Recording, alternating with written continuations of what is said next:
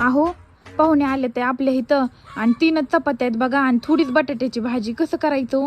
मग मी काय करते, पाहुण्याला खाऊ घालते तेवढं पुरण, मग तुम्ही उपाशी राहता का हो? तो रुको जरा सबर करो. तुम्हाला जर मामाने विचारलं का किंवा मामीनी पाहुणं जेवायचं का, तर तुम्ही म्हणा नको नको नको. काऊन?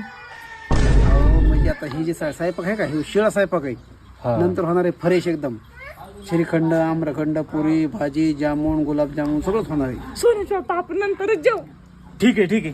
पाहुणा चला जेवायला. नाही ना, मला काही भूक नाही. जावाई तुम्हाला जेवायचं असलं तर चला. बरोबर आलो.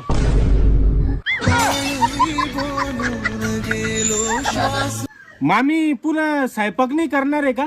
आमच्याकडे एकदाच स्वयंपाक असतोय, डबल नसतोय. आता पर उद्या सकाळी करायचाय. तुमच्याच मुळे झालं सगळं, आता बसा उपाशी. अहो त्या चव्हाण साहेबांना फशी